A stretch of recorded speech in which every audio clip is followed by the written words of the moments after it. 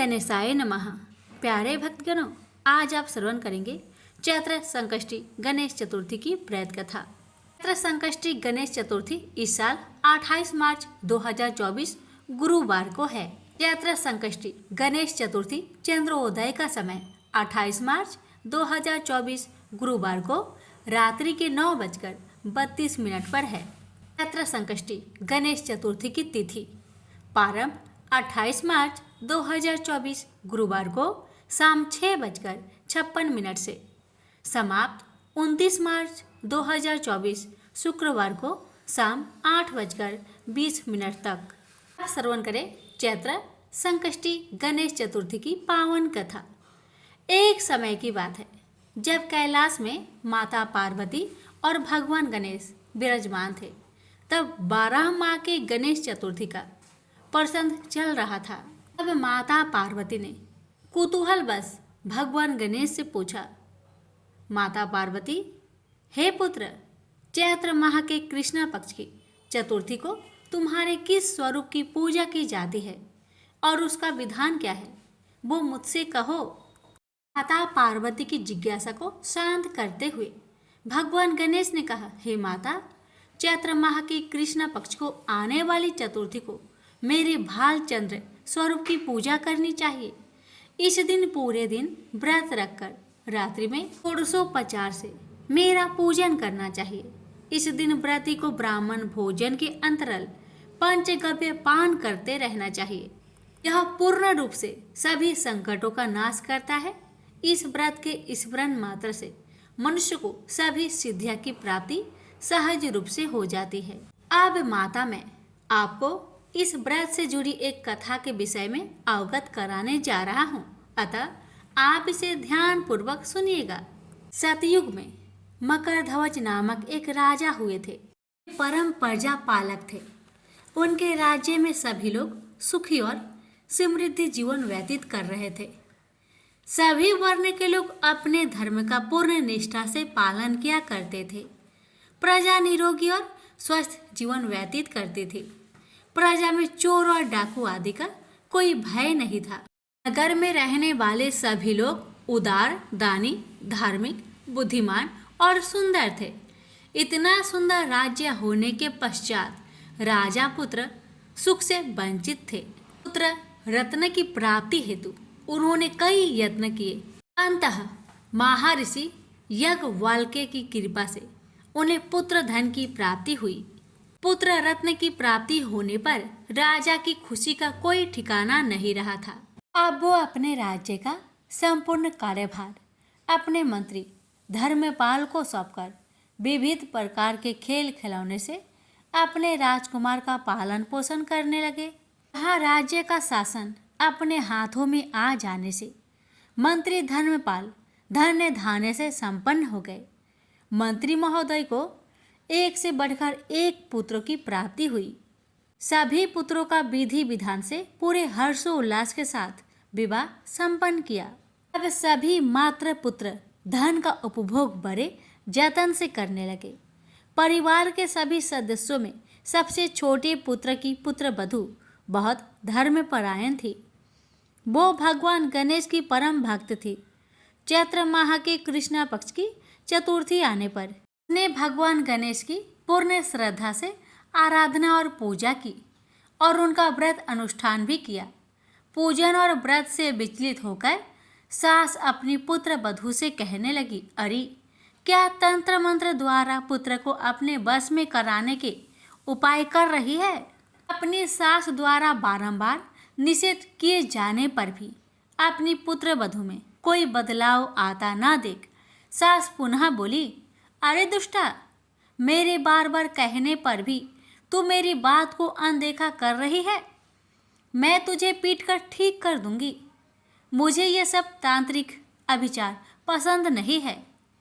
अपनी सास की बात सुन पुत्र वधू ने विनम्रता से कहा, हे सासू माँ, मैं संकटनाशक गणेश भगवान का व्रत कर रही हूँ। यह व्रत अनुष्ठान करने से मनोवांछित फल की प्राप्ति होती है।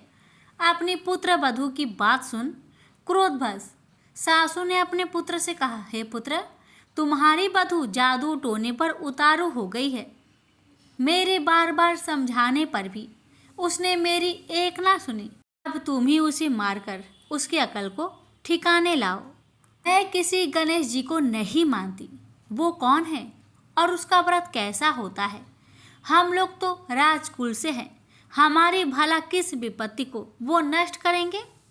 माता की आज्ञा को मानते हुए उसके पति ने उसे मारा। इतनी पीड़ा को सहन करते हुए भी उस पुत्र वधू ने व्रत को पूर्ण किया। व्रत के अंत में वो भगवान गणेश जी का स्मरण करते हुए प्रार्थना करने लगी और कहने लगी, हे विघ्नेश्वर, हे गणपति, आप हमारे ससुर को अपना परचम दिखाइए ताकि वो आपकी महिमा को समझ पाए और उनके मन में आपके प्रति श्रद्धा भाव जागृत हो। अपने भक्त की करुण पुकार सुन भगवान गणेश जी ने देखते ही देखते राजा के पुत्र का अपहरण कर लिया, उसे धर्मपाल के महल में छुपा दिया। उसके बाद राजकुमार के सभी वस्त्र अलंकारों को उतारकर राजमहल में फेंक दिए और खुद अंतर्ध्यान हो गए। इधर राजा ने प्रेम पूर्वक अपने पुत्र को पुकारा, किंतु उन्हें कोई प्रति उत्तर नहीं मिला। प्रति उत्तर ना मिलने पर उन्होंने शीघ्रता से पुत्र की खोज शुरू कर दी। राजा को अपने महल में पुत्र की पुष्टि ना होने पर वो शीघ्रता से मंत्री धर्मपाल के महल में गए और वहां जाकर अपने पुत्र को खोजने लगे। उन्होंने सबसे पूछा, मेरा राजकुमार कहाँ है? यहाँ उसके सभी वस्त्र और आभूषण मिल गए हैं, किंतु मेरा राजकुमार कहाँ चला गया? किसने ऐसा निंदनीय कार्य किया है? हाय, मेरा राजकुमार कहाँ है? राजा की व्याकुलता धीरे धीरे अब बढ़ने लगी थी। राजा की दशा को देख मंत्री धर्मपाल ने कहा, हे राजन, आपका चंचल पुत्र कहाँ है? उसका मुझे कोई पता नहीं है, किंतु मैं अभी पूरे राज्य में बाग बगीचे आदि स्थानों पर उसकी खोज आरंभ करता हूँ। उसके बाद व्याकुल राजा नौकरों सेवकों आदि से कहने लगे, हे अंगरक्षकों, सेवकों, मेरे पुत्र का शीघ्र पता लगाओ। राजा का आदेश मिलने मात्र से राजा की पुत्र की खोज जोरों शोरों से शुरू हो गई, किंतु राजा के पुत्र का कोई पता नहीं चला। जब राजा के पुत्र का कहीं पता ना चला, तब वो राजमहल में आके राजा के समक्ष डरते डरते यह निवेदन करने लगे, हे राजन, हमें क्षमा करें। अभी तक अपहरणकारियों का कोई पता नहीं चला। राजकुमार को पूरे नगर में किसी ने आते जाते नहीं देखा। उनकी बातें सुनकर क्रोधवश होकर राजा ने अपने मंत्री को बुलवाया और कहा, हे धर्मपाल, मेरा राजकुमार कहाँ है? मुझे साफ साफ बता दे कि मेरा राजकुमार कहाँ है। उसके सभी वस्त्र आभूषण मुझे दिखाई दे रहे हैं, केवल वही नहीं है। अरे नीच, मुझे बता दे कि मेरा राजकुमार कहाँ है, अन्यथा मैं तुझे और तेरे कुल का नाश कर दूंगा। इसमें जरा भी संदेह मत रखना। राजा द्वारा डांट पड़ने के कारण मंत्री विचलित हो गए। मंत्री धर्मपाल ने राजा के समक्ष नतमस्तक होकर कहा, हे भूपाल, मेरा विश्वास कीजिए, मैं अभी पता लगाता हूँ। इस नगर में बालक अपहरणकर्ताओं का कोई गिरोह भी नहीं है, ना ही कोई डाकू आदि यहाँ वास करते हैं, किंतु पता नहीं किस नाराधमी ने ऐसा नीच कर्म किया है और ना जाने कहाँ गायब हो गया है। धर्मपाल अब अपने महल आकर अपनी पत्नी एवं पुत्र से पूछने लगा। उसने अपनी सभी पुत्र वधुओं को बुलाकर पूछा कि यह नीच कर्म किसने किया है। यदि राजकुमार का पता नहीं चलता है तो राजन मुझे और मेरे पूरे वंश का विनाश कर देंगे। अपने ससुर की बात को सुनकर सबसे छोटी पुत्र वधु ने कहा, हे पिताश्री, आप इतने चिंतित क्यों हो रहे हैं? ये सब भगवान श्री गणेश की लीला है। उन्हीं की कोप का परिणाम आप भुगत रहे हैं। अतः आप भगवान श्री गणेश की पूजा आराधना करें। अगर राजा से लेकर नगर के सभी प्रजाजन पूर्ण श्रद्धा के साथ गणेश जी की चतुर्थी व्रत को करें तो व्रत के फलस्वरूप भगवान गणेश जी राजकुमार को अवश्य लौटा देंगे। मेरा वचन कभी मिथ्या नहीं होता। छोटी पुत्र वधू की बात सुनकर ससुर ने कहा, हे पुत्री, तुम सत्य कह रही हो, तुम धन्य हो। हमारे कुल में एक तुम ही हो जो मेरा और मेरे कुल का उद्धार कर दोगी। भगवान गणेश जी की पूजा कैसे की जाती है वो तुम मुझे बताओ। हे सुलक्षणी, मैं मंद बुद्धि होने के कारण भगवान गणेश की व्रत का महिमा नहीं जानता हूँ। अतः मुझ पर और मेरे परिवार को उनके किए गए अपराध की क्षमा दे और मेरे राजकुमार का पता लगवा दो। तब सभी लोग ने भगवान श्री गणेश का कष्टनाशक चतुर्थी व्रत के अनुष्ठान को किया। राजा सहित सभी नगरों ने गणेश जी को प्रसन्न करने हेतु व्रत का अनुष्ठान किया। सभी के व्रत अनुष्ठान के प्रभाव से गणेश जी प्रसन्न हो गए और देखते ही देखते सभी लोगों के सामने उन्होंने राजकुमार को प्रकट किया। राजकुमार को अपने समक्ष देख राजा सहित सभी नगर वासियों की खुशी का ठिकाना न रहा। वो बस राजकुमार को आश्चर्यचकित होकर देखने लगे। राजा अपने पुत्र को पुनः प्राप्त कर खुशी से फूले नहीं समाया। भगवान गणेश की लीला को देख वो नतमस्तक होकर कहने लगे, भगवान गणेश जी, आप धन्य हो और धर्मपाल तुम्हारी छोटी पुत्र वधू भी धन्य है, जिसकी कृपा से आज मेरा पुत्र यमराज के वहाँ जाकर भी दोबारा लौट आया। अतः आप सभी नगरजन इस संतानदायक व्रत को विधिवत करते रहे। श्री गणेश जी बोले, हे माता, इस व्रत से बढ़कर इस लोक तथा सभी अन्य लोक में और कोई व्रत नहीं है। कथा का श्रवण युधिष्ठिर ने भगवान श्री हरि कृष्ण से सुना था और इसी चैत्र माह के कृष्ण पक्ष को आने वाली चतुर्थी का व्रत करके उन्होंने अपने खोए हुए राज्य को फिर से प्राप्त किया। प्रेम से बोलिए गणेश भगवान की जय। चौथ माता की व्रत कथा। भारत का सबसे प्राचीन चौथ माता का मंदिर चौथ का बरबारा राजस्थान के सवाई माधोपुर शहर में स्थापित है। चौथ का बरवारा शहर में हर महीने की चतुर्थी पर लाखों भक्त माता जी के दर्शन करने के लिए आते हैं। चौथ माता हिंदू धर्म की प्रमुख देवी है। चौथ माता को पार्वती का रूप माना जाता है। कहते हैं कि जो भी भक्त इनकी कथा का श्रवण सच्चे मन से करता है उसकी सारी मनोरथ अवश्य पूरी होती है। तो आइए सुनते हैं चौथ माता की व्रत कथा। सभी मिलकर बोले, चौथ माता की जय हो। एक सेठ सेठानी थे। उनका एक बेटा और बहू थे। बहू सबको भोजन करा के फिर स्वयं भोजन करती थी। एक पड़ोसन ऐसी भी थी जो रोज पूछती थी कि बहू, तुमने आज क्या बनाया और क्या खाया। पड़ोसन की बातें सुन बहू कहती, ठंडो बासी। एक दिन उसके पति ने ऐसा सुनकर विचार किया कि आज तो पकवान बनाए जाए, फिर देखते हैं कि मेरी पत्नी क्या कहती है। उसने तरह तरह के पकवान बनवाए और घर के सभी लोगों ने एक साथ बैठकर भोजन किया। आज भी पड़ोसन ने पूछा तो बहू ने कहा, ठंडो बासी। सेठ के लड़के ने सोचा, हो न हो कोई बात अवश्य है जिससे मेरी पत्नी ऐसा कहती है। उसने पत्नी से पूछा, तुम रोज ठंडो बासी खाया ऐसा क्यों कहती हो, जबकि हम सब ने एक साथ बैठकर कई तरह के पकवान खाए। उसकी पत्नी बोली, हम लोग जो खा रहे हैं वह बाप बूढ़ों की कमाई है। जिस दिन आप कमा कर लाओगे उस दिन मैं समझूंगी कि ताज़ा भोजन कर रही हूँ। अब एक दिन लड़के ने माँ से कहा, माँ, मैं एक बड़े शहर में कमाई करने जा रहा हूँ। माँ बोली, बेटा, अपने पास इतना धन है कि खाया नहीं खुटेगा। माँ के मना करने पर भी बेटे ने स्वयं कमाने का दृढ़ निश्चय कर लिया और जाते समय पत्नी से कहा, मैं जब तक कमाकर बहुत सा धन लेकर ना आऊँ तुम चूल्हे की आग मत बुझने देना। एक दिन चूल्हे की आग बुझ गई तो वह मन ही मन घबराने लगी कि कहीं मेरे पति पर संकट तो नहीं आन पड़ा। जल्दी से पड़ोस में जाकर आग लाकर चूल्हे में रख दूं, ऐसा विचार करके पड़ोस में गई। वहाँ पड़ोसन चौथ माता का व्रत पूजन कर रही थी। पड़ोसन ने कहा, थोड़ी देर में आकर आग ले जाना। बहू ने पड़ोसन से पूछा, आप यह व्रत क्यों करती है, इससे क्या मिलता है?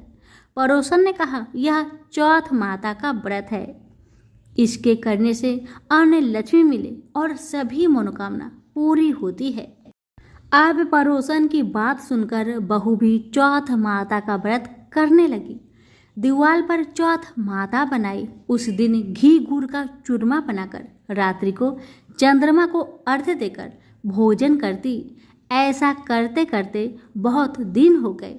चौथ माता ने उस बहू के पति को सपना दिया कि साहूकार का बेटा तू जागे कि सोवे, तेरी पत्नी बहुत याद कर रही है तुझको, तू घर जाकर उसकी चिंता मिटा, तू दुकान खोलकर कंकु केसर का पगलिया बना के बैठ जाना, आज तेरा हिसाब किताब चुकता हो जाएगा। अब तो चौथ माता ने जैसा कहा था वैसा ही हुआ। उसने घर जाने की तैयारी की और गाड़ी भर के धन दौलत लेकर चल दिया। रास्ते में एक बड़ा सा काला नाग फन फैलाए बैठ गया और कहने लगा, आज तो मैं तुझे डसूंगा, नहीं छोड़ूंगा, आज तेरी आयु पूरी हो गई है। सेठ के लड़के ने कहा, आज चौथ माता ने मुझे सपना दिया तो मैं पत्नी से मिलने घर जा रहा हूँ। वहाँ मेरी पत्नी बहुत चिंता कर रही है, मैं उससे मिलकर जरूर आऊँगा, तब तुम मुझे डस लेना। नाग ने कहा, तुम शपथ पूर्वक कहकर जाओ तो मैं तुम्हें जाने दूंगा, परंतु अगर तुम लौट कर नहीं आए तो मैं तुम्हारे घर जाकर तुम्हें डस लूंगा। इस प्रकार सर्प को वचन देकर वह अपने घर पहुंचा। वहां सभी से हंसी खुशी से मिला और भोजन करके उदास होकर बैठ गया। उसकी पत्नी ने उदासी का कारण पूछा तो पति ने काले नाग वाली सारी बात बता दी और कहा, यदि मैं उसके पास नहीं जाऊंगा तो वह घर आकर ही मुझे डस लेगा। पत्नी बहुत चतुर थी। उसने कहा कि आप घबराइए नहीं, लेट जाओ, मैं एक उपाय करती हूँ। पत्नी ने कमरे की 7 पीढ़ी धोई। पहली पीढ़ी पर रेत रखी, दूसरी पर इत्र, तीसरी पर गुलाल, चौथी पर फूल और कंकु केसर, पांचवी पर लड्डू पेड़ा, छठी पर गादी गलीचा और 7वीं पीढ़ी पर दूध का कटोरा भर कर रख दिया। इस प्रकार वह 7 ही पीढ़ी सजाकर बैठ गई। जैसे ही आधी रात हुआ, नाग आकर पीढ़ी चढ़ने लगा। पहली पीढ़ी पर रेत में लौट गया और कहने लगा कि सेठ की बहू ने आराम तो बहुत दिया, पर बचनों से बंध कर आया हूँ, सो डसूंगा तो जरूर। इसी प्रकार 7 पीढ़ियों पर नाग आराम करता हुआ और कहता हुआ कि डसूंगा जरूर कमरे में ही जाने वाला था कि चौथ माता ने विचार किया कि मैं अगर इसे नहीं बचाऊंगी तो संसार में धर्म कर्म और व्रत पूजन को कौन मानेगा। अब तो गणेश जी, चंद्रमा जी और चौथ माता ने उसे बचाने का विचार किया। चंद्रमा जी ने उजाला किया, चौथ माता ढाल बनी और गणेश जी ने तलवार लेकर नाग को मार दिया और ढाक से ढक दिया। अब बहू भी थकी हारी सो गई। जब सुबह हुई तो लोग बेटे से मिलने आए, परंतु बेटा बहू तो उठे ही नहीं थे। बहुत देर हो गई तो माँ उन्हें उठाने गई।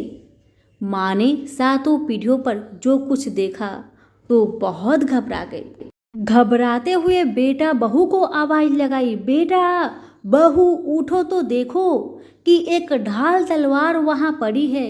अब ढाल उठाई तो वहीं काला नाग मरा हुआ पड़ा है। बेटा बहू ने सोचा कि आज तो धर्म कर्म ही आड़े आई, जो भगवान गणेश जी और चौथ माता ने अपनी रक्षा की है।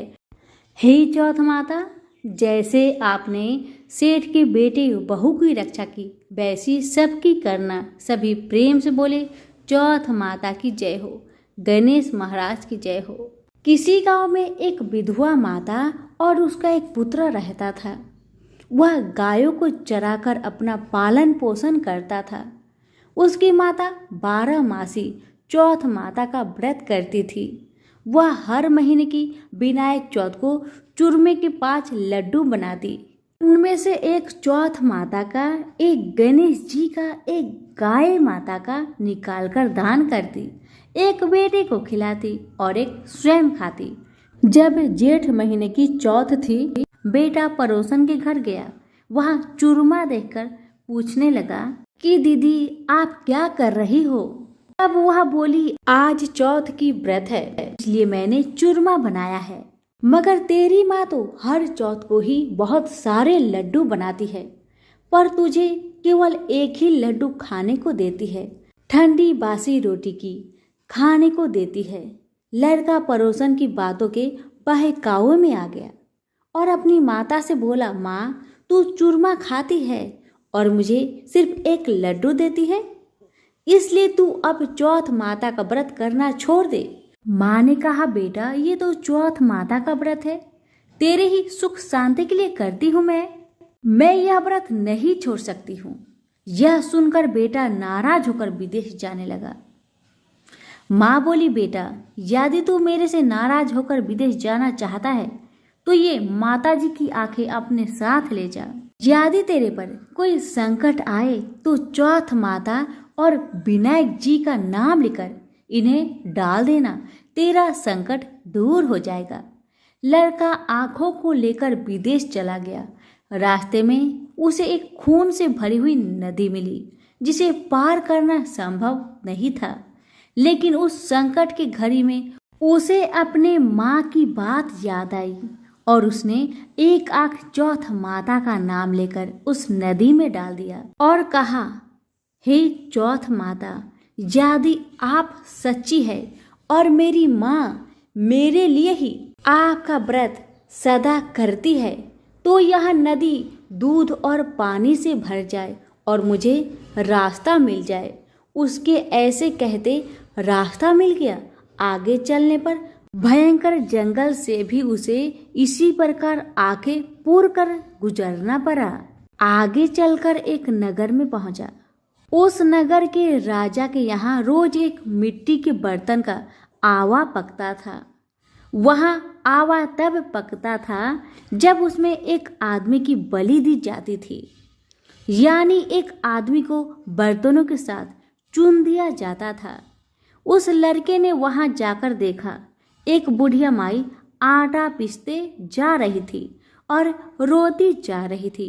उस लड़के ने इसका कारण पूछा तो बुढ़िया माई बोली कि बेटा, आज मेरे इकलौते बेटे का इस आवा में जाने का नंबर है। तब वह लड़का बोला, हे बुढ़िया माई, तू मुझे जल्दी से खाना खिला दे, तेरे पुत्र की जगह में मैं जाऊंगा। बुढ़िया माई के मना करने पर भी वह नहीं माना और राजा का बुलावा आने पर अपना सामान बुढ़िया माई के घर छोड़कर वह चला गया। रात में चौथ माता के आंखें वह एक लोटा जल उस आवा में अपने साथ रख लिया और चौथ माता का नाम लेकर बैठ गया। दूसरे दिन आवा पककर तैयार हो गया। लोगों को बहुत आश्चर्य हुआ। प्रजा ने जाकर राजा से यह बात कही। तब राजा स्वयं देखने आए। आवा से बर्तन निकाले जाने लगे तो अंदर से आवाज आई, धीरे धीरे बर्तन उतारो, अंदर मैं हूँ। तभी राजा ने आवाज सुनकर कहा कि तू अंदर कौन है? कोई भूत प्रेत या कोई देव हो? तब वह लड़का बोला, कल जिस लड़के को तुमने आवा में चुना था मैं वही लड़का हूँ। लड़का बाहर आया। बाहर आने पर बुढ़िया माई वह राजा के पूछने पर उसने कहा कि यह सब चमत्कार तो मेरी चौथ माता वह विनायक जी के व्रत का है। मेरी माँ मेरी सलामती के लिए व्रत करती है। उन्हीं के प्रताप से आज मेरा यह भयानक संकट दूर हुआ है। राजा को विश्वास नहीं हुआ। तब राजा ने 2 घोड़े मंगवाए। एक पर स्वयं बैठा और दूसरे पर लड़के को बैठाकर उसके हाथ पैरों में जंजीर बांधी और कहा, यदि तेरी चौथ माता सच्ची है तो यह जंजीर मेरे हाथ पैरों में आ जाए। लड़के ने चौथ माता का आंख पुकार कर कहा, गणेश जी महाराज, आप ही मेरी रक्षा करना। इतना कहते ही भगवान की कृपा से वह जंजीर खुलकर राजा के हाथ में जा गिरी। राजा, रानी व प्रजा ने चौथ माता का चमत्कार अपनी आंखों से देखा। उसी दिन से वे सभी चौथ माता व विनायक जी के परम भक्त हो गए। राजा ने अपनी राजकुमारी का विवाह उस लड़के के साथ कर दिया और बहुत सारा धन वैभव देकर उसको विदा किया। अब वह दोनों वर वधू अपने गांव पहुंचे तो लोगों ने जाकर बूढ़ी माई को बताया कि तेरा बेटा बहू को साथ लेकर आ रहा है। वह बोली, अरे नहीं, मेरे भाग्य में बहू बेटे का सुख कहाँ है। वह ऐसा कह ही रही थी कि दोनों जने उसके पैरों में गिर गए और बेटा अपने माँ से माफी मांगने लगा और कहने लगा कि यह सब चौथ माता का ही कृपा है कि आज मैं तेरे सामने खड़ा हूँ। उसके बाद उसने सारी नगर में ढिंढोरा पिटवा दिया कि सारी सुहागिनें बेटे की माँ हो सके तो लड़कियां भी चौथ माता का व्रत करे और हो सके तो पूरी 12 महीने की चौथ करे, नहीं तो 4 बड़ी चौथ करे, नहीं तो 2 अवश्य करे। हे चौथ माता, जैसे आपने बूढ़ी माई और उसके बेटे को दिया वैसे सभी कहानी कहने और सुनने वाले को देना। प्रेम से बोलिए विनायक जी की जय हो, चौथ माता की जय हो। कहानी अच्छी लगे तो लाइक शेयर करना ना भूले। धन्यवाद।